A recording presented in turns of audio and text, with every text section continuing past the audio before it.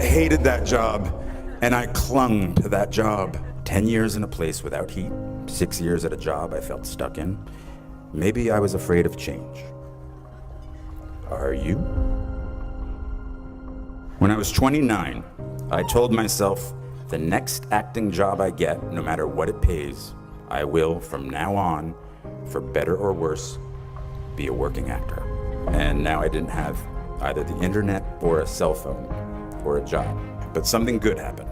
I got a low-paying theater job in a play called Imperfect Love, which led to a film called 13 Moons with the same writer, which led to other roles, which led to other roles. And I've worked as an actor ever since. I didn't know that would happen. At 29, walking away from data processing, I was terrified. But this made me very hungry, literally. I couldn't be lazy. Now, I tell this story because the world might say you are not allowed to yet. Please, don't even bother asking. Don't bother telling the world you are ready. Show it. Do it. Trust me. A rhythm sets in. Just try not to wait until, like me, you're 29 before you find it. And if you are, that's fine too. Some of us never find it. But you will. I promise you. Raise the rest of your life to meet you. Don't search for defining moments because they will never come. The moments that define you have already happened, and they will already happen again. Don't wait until they tell you you are ready. Get in there. I waited a long time out in the world before I gave myself permission to fail. What did Beckett say? Ever tried, ever failed. No matter. Try again. Fail again. Fail better. The world is yours. Treat everyone kindly and light up the night.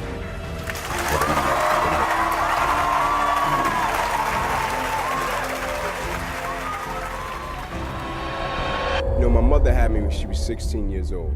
And I used to sleep on the floor, and I had 8 uncles in that same house, and they did everything under the sun. You know, going in and out of prison.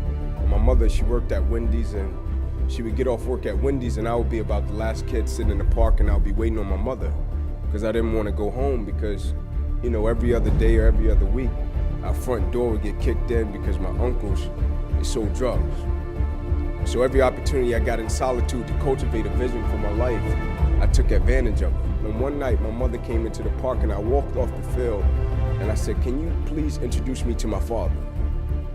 Because I played every sport, and every sport I played, we had to show our birth certificates.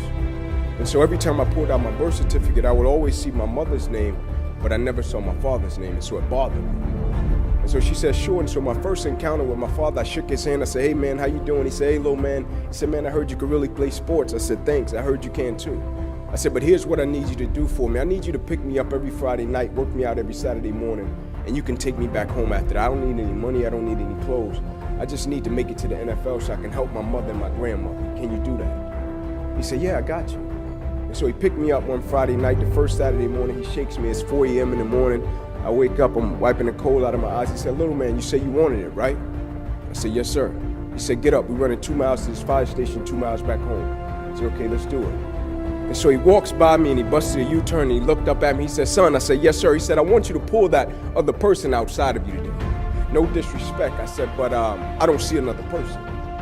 I said, "So I understand we have different lives and you have a job, and so if you're tired, I get it. You can go back in the house and you can go to sleep, but you're not stopping me from running to this fire station. I'm running to this fire station whether you go or not." And he looked at me, and what he said to me, it pierced my heart in such a way. He said, "Son, what I'm trying to get you to understand is no matter how hard you work, there is somebody on the inside of you that works even harder." He said, no matter how dedicated you are, there is somebody on the inside of you that's more dedicated. No matter how committed you are, there is somebody on the inside of you that's more committed. And you don't even know what commitment is yet. You think commitment is just saying, yes, I'll do it. But what commitment is staying true to what you said you were going to do long after the mood that you have set it in has left. Meaning on the days when you don't feel like doing what you said you would do, you get up and you do it anyway. That's what builds character. And he said, I need you to understand the concept that there's another person on the inside of you, because one day in your life you will face something that's a lot tougher than you, and your strength and your drive and your commitment and your work ethic won't do it. You will have to realize that it's something on the inside of you that's greater than anything that life can throw at you, and immediately I got it. And so when my life changed, not only did my football career end, I got a paralyzed right arm and hand behind me. Life changed overnight. But I was extremely grateful for it, because the whole time I understood that you have to tap into in order to get through one of the darkest, toughest, roughest moments of your life. There's another person on the inside of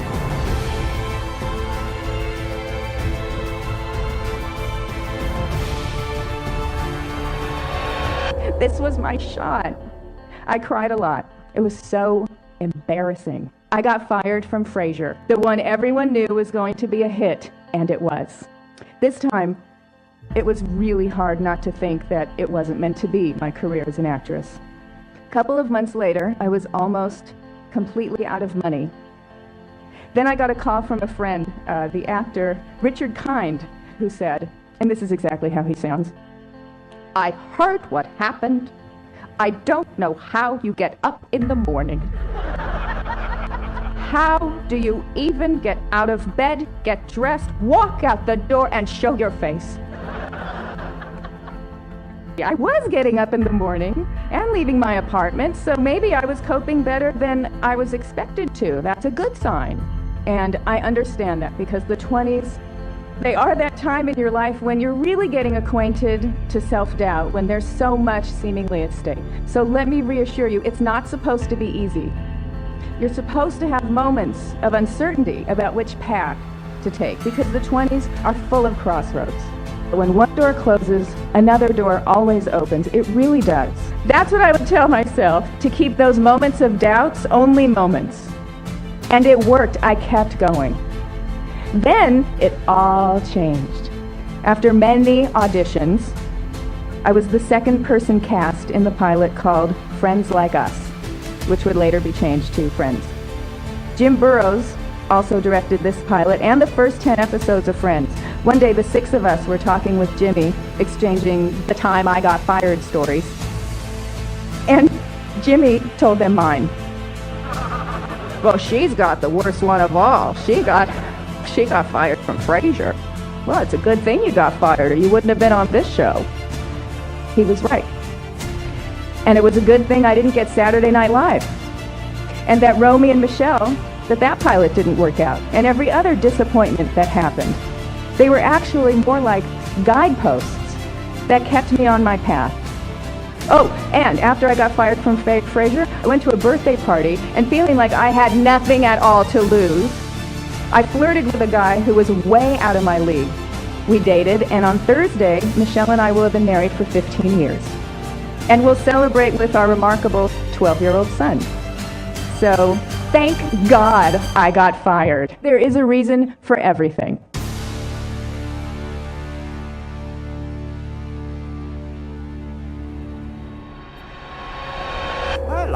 I failed for funny things that I failed a key primary school test for 2 times, and I failed 3 times for the middle schools. You know, for 3 years I tried to fill in the universities.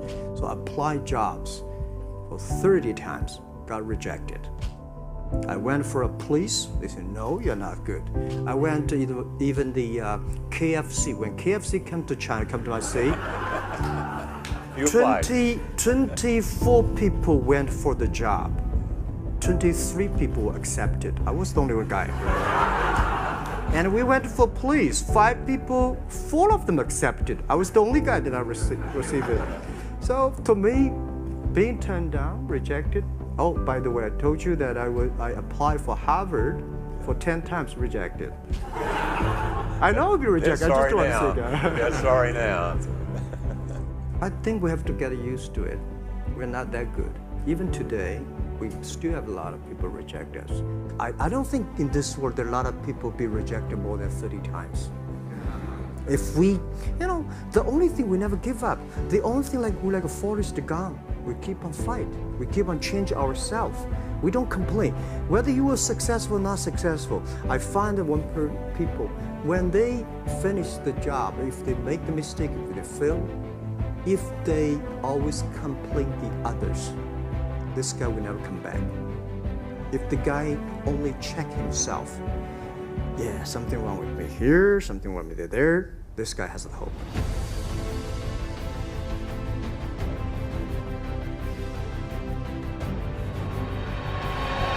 I said yes when I wanted to say no, I don't want to do that.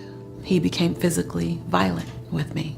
I'd never been in an abusive relationship before, and I felt as if I didn't have the profile of a woman who would ever be abused, verbally, emotionally, and sure not physically. And I remember when that relationship finally ended, and I was grateful that it ended and I was alive, because there were some days when my life was in danger. I had so much guilt and anger and blame, and more than anything, shame.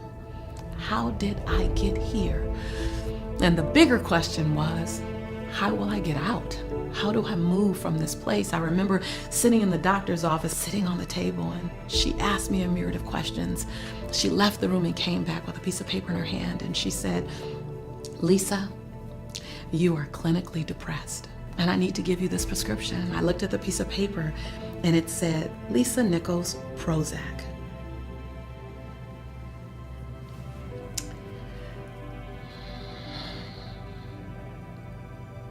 I didn't see that level of sad coming.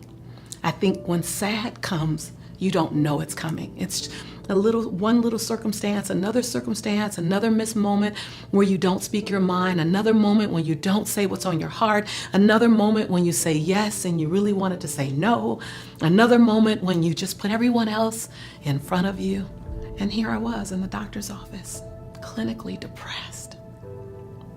I asked my doctor, could I do something before I fulfilled the prescription? Could I try something else? Because when she said I was really, really sad, what I realized was that I had just forgot who I was. That I had become Jelani's mom, that's all I was. I had become his fiance, that's all I was. And then I was the woman that he abused. And then I was the daughter trying to hide the abuse from my father and my mother. And then I was the motivational speaker trying to hide the fact that I was sad from everyone. I just forgot who I was. And so I asked her, can I have 30 days to just discover me again? And I did 3 things. 1, I put affirmations all around my house, reminding me who I was. You are an unrepeatable miracle. You are beautiful in your own right. You deserve healthy love. You are a child of God. Everywhere I could look in my house was a Post-it note reminding me of who I was. I read scriptures and I read words that showed me my birthright. And then every day I got in the mirror and I completed 3 sentences. I looked in my eyes and I said, Lisa, I'm proud that you, and I found 7 things to celebrate Lisa for. And the second sentence was, Lisa, I forgive you for. And I found 7 different things to cut the shackles of blame, shame, guilt, regret, and anger around. And I said, Lisa, I commit to you that. And I made 7 different commitments to myself every day for 30 days. And when I went back to the doctor, I was completely ready to take the prescription and fill it if I needed to. And I shared with her. She asked me question after question after question again. And then at the end, she goes, I have 2 questions for you, Lisa. I said, what? She said, what have you been doing for the last 30 days? And can I use it with other patients? Because I had found my way back to me. And another moment that I'm super, super grateful for was when my daddy took me on my first date. I was 12 years old. And he took me out to a restaurant on the pier in Marina Del Rey. And he ordered my drink and ordered my food and opened the car door and all the things you would do on a great date that I didn't know anything about at 12. And at the end of the evening, I went to walk in the house and my father was holding the door open for me. And he closed the door so I could not get in. And I stopped and I was like, Daddy, what's wrong? And he said, I want you to know something, Lisa. Tonight I took you on your first date, so you get to see how you get to be treated. I wanted you to see how you get to be treated. Now, sweetheart, how you choose to be treated, that's gonna be on you. The big moments in your life are made up by the little decisions you make. I didn't make a big decision to get in an abusive relationship. I made a little decision to lower my integrity bar. I made another little decision to stay when I saw the first sign that he didn't honor me the way I deserved to be honored. I made a little decision when I crossed over, moved past that moment of discomfort and allowed his words to make up for his behavior. It was my job to fall madly in love with me first, that no one was going to show me how to love me, that I have to show not only me how to love me, but I had to show other people how to love me, that you are the first example of what loving you looks like, and the way you love you is the way the world's gonna love you. So when you say, I don't need rest, then we believe you. When you say, no, don't worry about me, I'm fine, we believe you. When you say, no, I don't need help, we believe you. When you say, I'm fine by myself, we believe you. So here's what I realized: words are power. Words speak life. Words, your life is a physical manifestation of the conversation going on in your head, and it's a physical manifestation of the words that are falling across your lips. And if you want to create a better life, design a better conversation. If you want to design a better conversation, think a better thought, not about them, but first about you. And if you can feel it right now, something stirring in your soul, just that little something, you can't even describe it, then you're still in the game. It ain't over yet. It's never too late. At 20, at 40, at 55, at 75, at 88, it ain't ever too late to press reset and fall madly in love with the life that you've been given. And then you'll look up and your life is barely, then you look up and your life is barely recognizable. I'm a girl from South Central LA, living between the Harlem Crip 30s and the Rolling 60s. Had 3 fights a week to get home from school. Got kicked out of college. I was considered academically challenged. I'm functionally dyslexic still. I wear everything as a badge. I'm fine with it. I'm not successful in spite of it. My success is beautiful because of it. I'm that woman who was on government assistance. Okay. I'm that woman who got out of an abusive relationship. Okay. But I'm also that woman who's authored or co-authored 7 bestsellers. I'm also that woman who's a CEO of a multi-million-dollar business. I'm also the woman who has an international brand and touches over 30 million people a year. I'm also that woman. Don't wear the labels, and don't let the labels wear you. You're bigger than a label. I'm a woman before I'm a mother. I'm a woman before I'm a CEO. I'm a woman before I'm a daughter. I'm a woman first, all things. I'm not a hero. I want to be a she-ro. And I want to give her a chance. And I say to you as your sister, you don't think you get to press reset, you better think again. It is not over. Matter of fact, it just begun.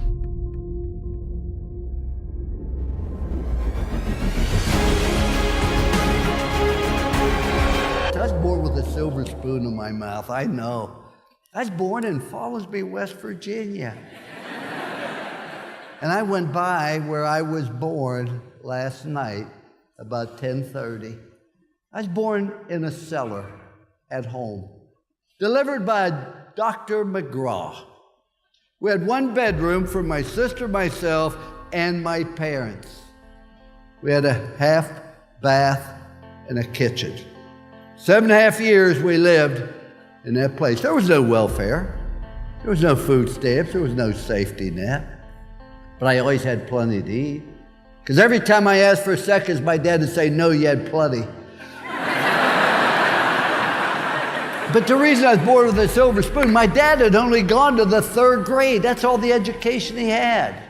But why was I born with a silver spoon in my mouth? Because I was taught by my parents that life's a matter of making choices, wherever you are, good or bad, because of choices you make. Don't blame anybody else, but if you get an education, you're willing to work and overcome problems and difficulties, in this great country, you can amount to something. That's why I was born with a silver spoon. I was in this country and I was taught, personal responsibility for choices you make.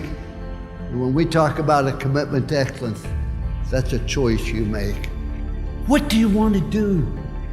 Having hopes and dreams and ambition. See, I think that is absolutely critical. Don't make the mistake I made. I've done a lot of dumb things, but let me tell you the one thing I regret. We went to the University of Notre Dame. We took a program on the bottom. We took it to the very top. And for 9 straight years, we went to a January 1 bowl, the sugar, the cotton, the orange, or the fiesta. Nobody's done it before. Nobody's done it since. We put it on top and we maintained it. That's the thing I regret the most. See, there's a rule in life that said you're either growing or you're dying. The tree's either growing or it's dying. So's grass, so's a marriage, so's a business, so's a person. Doesn't have a thing to do with age. My birthday candles cost more than a cake. But it has everything to do, am I trying to get better? Am I trying to prove we got on top and say, you know, this is pretty good, let's maintain it. Let's not take any risk. We finished second in the country at Notre Dame. Everybody called me an idiot. Guy finishes last in medical school, they call him doctor. That doesn't seem fair. When I left Notre Dame, I never thought I'd coach again. Where'd you go from Notre Dame? According to my mother, you go directly to heaven, you sit by the Pope. You don't coach anymore. And then I went to live in a town where the average age was deceased. And what I found out, I wasn't tired of coaching. You have to have something to hope for, something to dream. And even though you've done great things so far, what's going to happen now? I want to give you a simple plan. Life doesn't have to be complicated. I try to keep life simple. Do you realize there are only 7 colors of the rainbow? Only 7. Look what Michelangelo did with those 7 colors. There's only 7 musical notes. Look what Beethoven did with those 7 notes. There's only 10 numbers. Look what Bernie Madoff did with those 10 numbers. The point I make is it doesn't have to be complicated. See, you need 4 things in your life. If you don't have any of these 4 things in your life, you're going to have a tremendous void. See, everybody needs something to do. Number 2, everybody needs someone to love. Number 3, everybody needs someone to believe in. In my case, is Jesus Christ, our Lord and Savior. But the 4th thing you need in your life is you need something to hope for. There's never a right time to do the wrong thing. And there's never a wrong time to do the right thing. Just do what's right. I think it's right to be honest, right to be on time. See, ladies and gentlemen, enjoy life, have fun. You're going to have problems, you're going to have difficulties. That's part of life. And don't tell people about your problems. Do you know that 90% of the people don't care?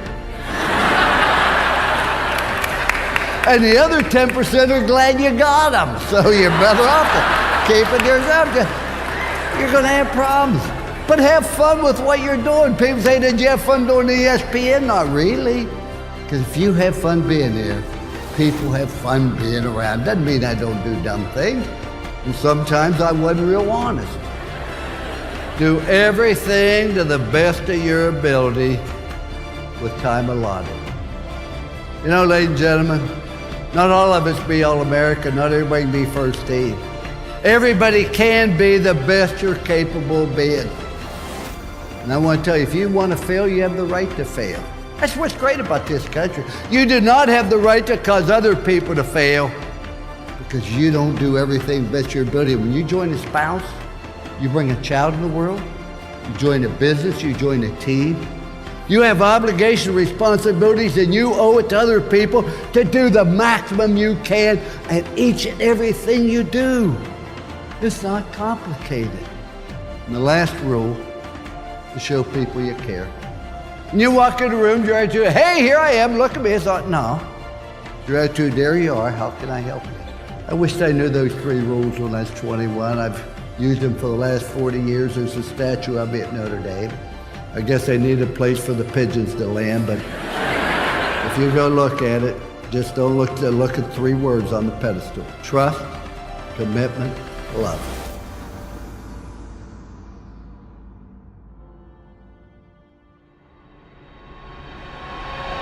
I was flunking out of college. I had a 1.7 grade point average. I hope none of you can relate. I had a 1.7 grade point average. I was sitting in my mother's beauty shop. They still call it beauty shops now? What they call it now? Yeah, I'll sit in the beauty parlor. I was sitting in my mother's beauty parlor, and I'm looking in the mirror, and I see behind me this woman under the dryer. And every time she looked up, every time I looked up, she was looking at me, just looking me in the eye. And I didn't know who she was, and I said, she said, somebody give me a pen, give me a pencil, I have a prophecy. March 27, 1975, she said, boy, you are gonna travel the world and speak to millions of people. Now mind you, I was flunked out of college. I'm thinking about joining the army. I didn't know what I was gonna do, and she's telling me I'm gonna travel the world and speak to millions of people. Well, I have traveled the world, and I have spoke to millions of people. But that's not the most important thing, the success that I had. The most important thing is that what she taught me and what she told me that day has stayed with me since. I've been protected, I've been directed, I've been corrected. Fail big. That's right. Fail big. You only live once, so do what you feel passionate about. Take chances professionally. Don't be afraid to fail. There's an old IQ test, was 9 dots, and you had to draw 5 lines with a pencil within these 9 dots without lifting the pencil. The only way to do it was to go outside the box. So don't be afraid to go outside the box. Don't be afraid to think outside the box. Don't be afraid to fail big, to dream big. But remember, dreams without goals are just dreams, and they ultimately fuel disappointment. So have dreams, but have goals. Life goals, yearly goals, monthly goals, daily goals. I try to give myself a goal every day. And understand that to achieve these goals, you must apply discipline and consistency. You have to work at it every day. You have to plan every day. You've heard the saying, we don't plan to fail, we fail to plan. Hard work works. Working really hard is what successful people do. And in this text, tweet, twerk world that you've grown up in, remember, just because you're doing a lot more doesn't mean you're getting a lot more done. Remember that. Just because you're doing a lot more doesn't mean you're getting a lot more done. Don't confuse movement with progress. My mother told me, she said, yeah, because you can run in place all the time and never get anywhere. So continue to strive, continue to have goals, continue to progress. And anything you want good, you can have. So claim it. Work hard to get it. When you get it, reach back. Pull someone else up. Each one, teach one. Don't just aspire to make a living. Aspire to make a difference.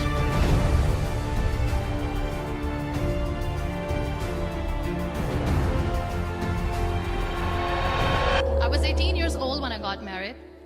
I belonged to a very conservative family, a Baloch family, where good daughters never say no to their parents. My father wanted me to get married, and all I said was, if that makes you happy, I'll say yes. And of course, it was never a happy marriage. Just about after 2 years of getting married, about 9 years ago, I met a car accident. Somehow my husband fell asleep and the car fell in the ditch. He managed to jump out, saved himself. I'm happy for him. But I stayed inside the car and I sustained a lot of injuries. The list is a bit long. Radius ulna of my right arm were fractured. The wrist was fractured. Shoulder bone and collarbone were fractured. My whole rib cage got fractured. But that injury that changed me and my life completely was the spine injury. Many people came to rescue. They gave me CPR. They dragged me out of the car.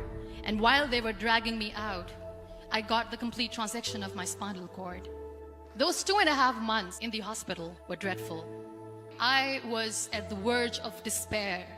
One day, doctor came to me and he said, well, I heard that you wanted to be an artist, but you ended up being a housewife. I have a bad news for you. You won't be able to paint again.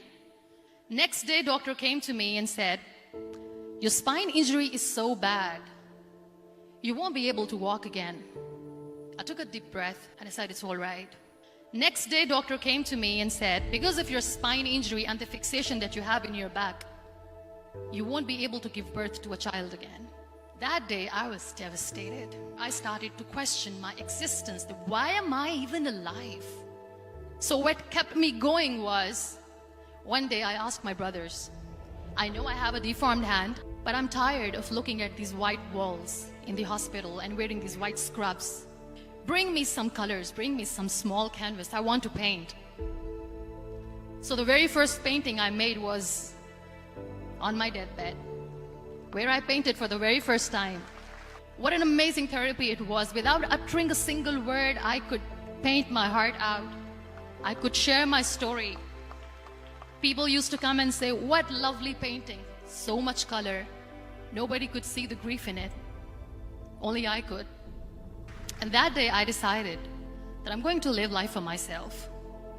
I am not going to be that perfect person for someone. I am just going to take this moment and I will make it perfect for myself.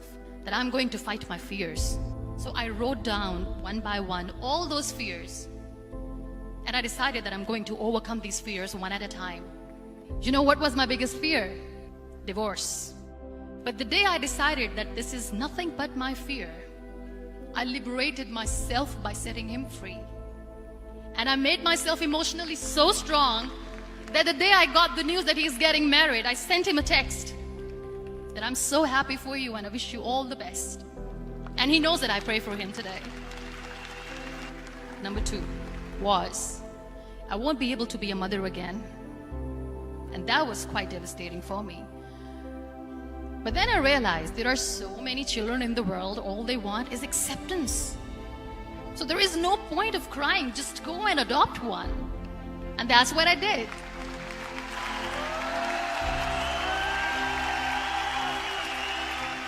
I gave my name in different organizations, different orphanages, and I waited patiently. 2 years later, I got this call from a very small city in Pakistan. I got a call and they said, are you Muniba Mazari? There is a baby boy and would you like to adopt? I could literally feel the labor pain. I said, yes, I am going to adopt him. I am coming to take him home. And that day, I was 2 days old, and today he's 6. You know, when you end up being on the wheelchair, what's the most painful thing? People think that they will not be accepted by the people because we, in the world of perfect people, are imperfects. So I decided to appear more in public. I started to paint. I have done a lot of modeling campaigns. I decided that I'm going to join the national TV of Pakistan as an anchor person. I became the National Goodwill Ambassador for UN Women Pakistan, and now I speak for the rights of women, children. I was featured in BBC 100 Women for 2015. I'm one of the Forbes 30 under 30 for 2016. So when you accept yourself the way you are, the world recognizes you. It all starts from within. We have this amazing fantasy about life. This is how things should work. This is my plan. It should go as per my plan. If that doesn't happen, we give up. I never wanted to be on the wheelchair. Never thought of being on the wheelchair. This life is a test and a trial, and tests are never supposed to be easy. So when you are expecting ease from life, and life gives you lemons, then you make the lemonade, and then do not blame life for that. It is okay to be scared. It is okay to cry. Everything is okay, but giving up should not be an option. They always say that failure is not an option. Failure should be an option, because when you fail, you get up, and then you fail, and then you get up, and that keeps you going. Embrace each and every breath that you are taking. Celebrate your life. Live it. Don't die before your death. Real happiness lies in gratitude. So be grateful, be alive, and live every moment.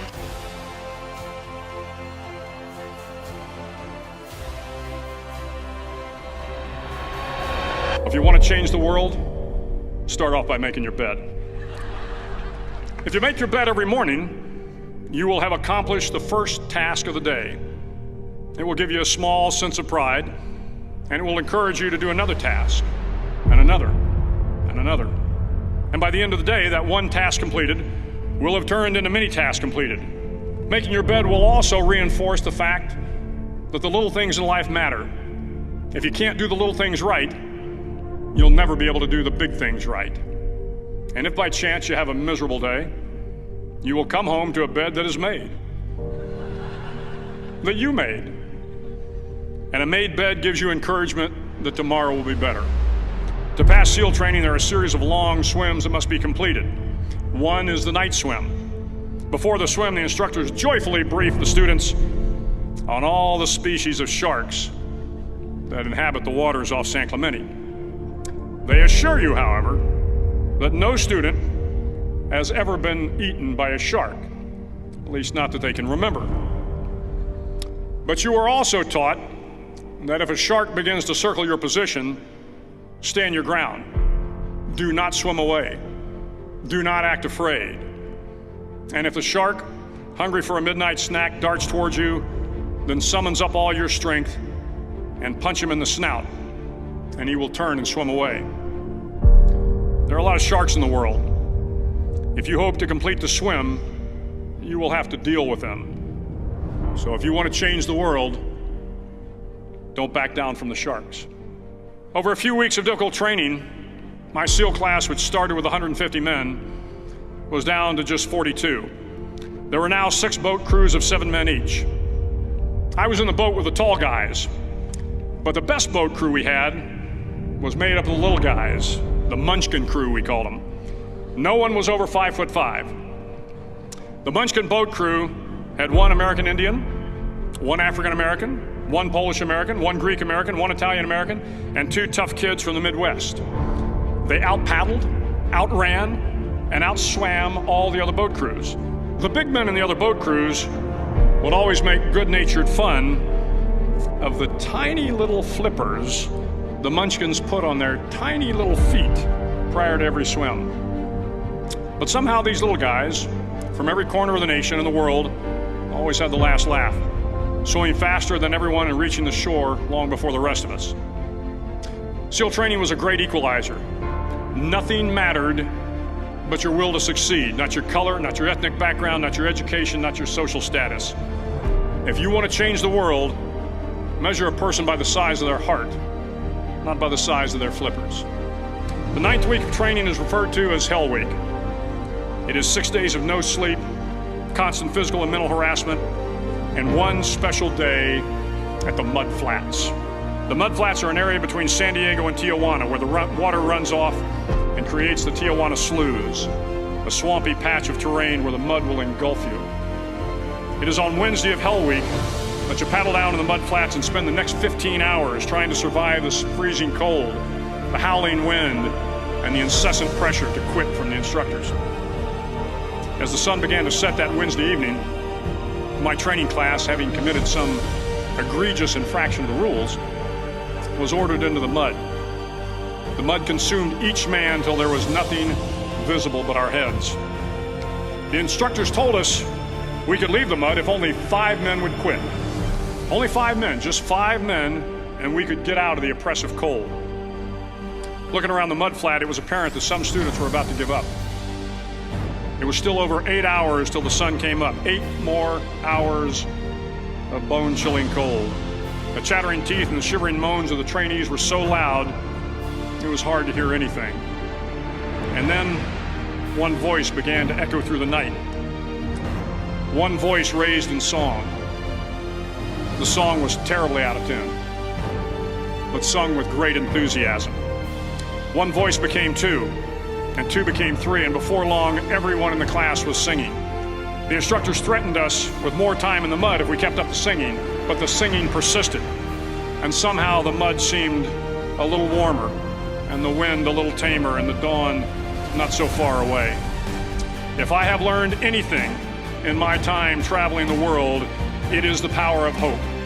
The power of one person, a Washington, a Lincoln, King, Mandela, and even a young girl from Pakistan, Malala. One person can change the world by giving people hope. So if you want to change the world, start each day with a task completed. Find someone to help you through life. Respect everyone.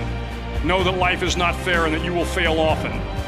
But if you take some risks, step up when the times are the toughest, face down the bullies, lift up the downtrodden, and never ever give up. If you do these things, the next generation and the generations that follow will live in a world far better than the one we have today. And what started here will indeed have changed the world for the better.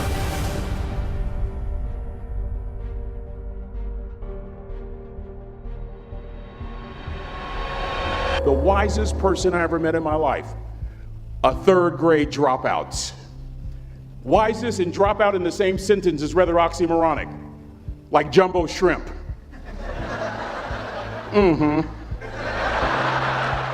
Like fun run, ain't nothing fun about it. Like Microsoft Works, y'all don't hear me. I used to say like country music, but I've lived in Texas so long, I love country music now. I hunt, I fish, I have cowboy boots and cowboy, y'all, I'm a black neck redneck. Do you hear what I'm saying to you? No longer oxymoronic for me to say country music. And it's not oxymoronic for me to say third grade and dropout. That third grade dropout, the wisest person I ever met in my life, who taught me to combine knowledge and wisdom to make an impact, was my father. A simple cook. Wisest man I ever met in my life. Just a simple cook. Left school in the third grade to help out on the family farm, but just because he left school doesn't mean his education stopped. Mark Twain once said, "I've never allowed my schooling to get in the way of my education." My father taught himself how to read, taught himself how to write, decided in the midst of Jim Crowism, as America was breathing the last gasp of the Civil War, my father decided he was going to stand and be a man. Not a black man, not a brown man, not a white man, but a man. He literally challenged himself to be the best that he could all the days of his life. I have 4 degrees. My brother is a judge. We're not the smartest ones in our family. It's a third grade dropout daddy. A third grade dropout daddy who was quoting Michelangelo, saying to us, "Boys, I won't have a problem if you aim high and miss, but I'm gonna have a real issue if you aim low and hit." A country mother quoting Henry Ford, saying if you think you can or if you think you can't, you're right. I learned that from a third grade drop. Simple lessons. Lessons like these. Son, you'd rather be an hour early than a minute late. We never knew what time it was at my house because the clocks were always ahead. My mother said for nearly 30 years my father left the house at 3:45 in the morning. One day she asked him, "Why, Daddy?" He said, "Maybe one of my boys will catch me in the act of excellence. I want to share 2 things with you." Aristotle said, "You are what you repeatedly do." Therefore, excellence ought to be a habit, not an act. Don't ever forget that. I know you're tough, but always remember to be kind. Always. Don't ever forget that. Never embarrass mama. Yeah. If mama ain't happy, ain't nobody happy. If daddy ain't happy, don't nobody care. But you know, I'm trying to tell you. Next lesson. Lesson from a cook over there in the galley. Son, make sure your servant's towel is bigger than your ego. Ego is the anesthesia that deadens the pain of stupidity. Y'all might have a relative in mind you want to send that to. Let me say it again.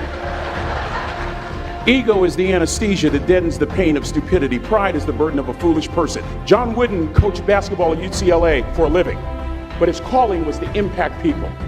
And with all those national championships, guess what he was found doing in the middle of the week? Going into the cupboard, grabbing a broom and sweeping his own gym floor. You want to make an impact? Find your broom. Every day of your life, you find your broom. You grow your influence that way. That way you're attracting people so that you can impact them. Final lesson. Son,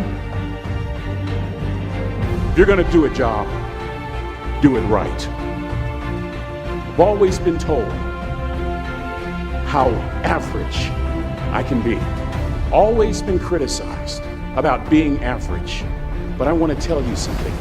I stand here before you, before all of these people, not listening to those words, but telling myself every single day to shoot for the stars, to be the best that I can be. Good enough isn't good enough if it can be better, and better isn't good enough if it can be best. Let me close with a very personal story that I think will bring all this into focus. Wisdom will come to you in the unlikeliest of sources, a lot of times through failure. When you hit rock bottom, remember this. While you're struggling, rock bottom can also be a great foundation on which to build and on which to grow. I'm not worried that you'll be successful. I'm worried that you won't fail from time to time. Person that gets up off the canvas and keeps growing, that's the person that will continue to grow their influence. Back in the 70s, to help me make this point, let me introduce you to someone. I met the finest woman I'd ever met in my life. Back in my day, we'd have called her a brick house. This woman was the finest woman I'd ever seen in my life. There's just one little problem. Back then, ladies didn't like big old linemen. The blind side hadn't come out yet. They like quarterbacks and running backs. We're at this dance, and I find out her name is Trina Williams from Lompoc, California. And we're all dancing, and we're just excited. And I decide in the middle of dancing with her that I would ask her for her phone number. Trina was the first one. Trina was the only woman in college who gave me her real telephone number. The next day, we walked to Baskin & Robbins ice cream parlor. My friends couldn't believe it. This has been 40 years ago, and my friends still can't believe it. We go on a second date, and a third date, and a fourth date. We drive from Chico to Vallejo so that she could meet my parents. My father meets her. My daddy, my hero, he meets her, pulls me to the side and says, "Is she psycho?" But anyway, we go together for a year, 2 years, 3 years, 4 years. By now, Trina's a senior in college. I'm still a freshman, but I'm working some things out. I'm so glad I graduated in 4 terms. Nixon, Ford, Carter, Reagan. So now it's time to propose. So I talked to her girlfriends, and it's California, it's in the 70s, so it has to be outside. You have to have a candle, and you have to have, some chocolate. Listen, I'm from the hood. I had a bottle of Boone's Farm wine. That's what I had. She said yes. That was the key. I married the most beautiful woman I'd ever seen in my life. Y'all ever been to a wedding, and even before the wedding starts, you hear this? How in the world? And it was coming from my side of the family.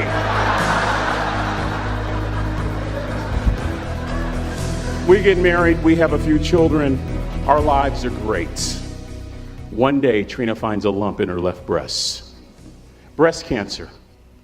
6 years after that diagnosis, me and my 2 little boys walked up to Mommy's casket. And for 2 years, my heart didn't beat. If it wasn't for my faith in God, I wouldn't be standing here today. If it wasn't for those 2 little boys, there would have been no reason for which to go on. I was completely lost. That was rock bottom. You know what sustained me? The wisdom of a 3rd grade dropout. The wisdom of a simple cook. We're at the casket. I'd never seen my dad cry. But this time I saw my dad cry. That was his daughter. Trina was his daughter, not his daughter-in-law. And I'm right behind my father, about to see her for the last time on this earth. And my father shared 3 words with me that changed my life right there at the casket. It would be the last lesson he would ever teach me. He said, "Son, just stand. You keep standing. You keep standing, no matter how rough the sea, you keep standing." And I'm not talking about just water. You keep standing. no matter what you don't give up. And as clearly as I'm talking to you today, these were some of her last words to me. She looked me in the eye and she said, "It doesn't matter to me any longer how long I live. What matters to me most is how I live." I ask y'all one question, a question that I was asked all my life by a third grade dropout. How you living? How you living?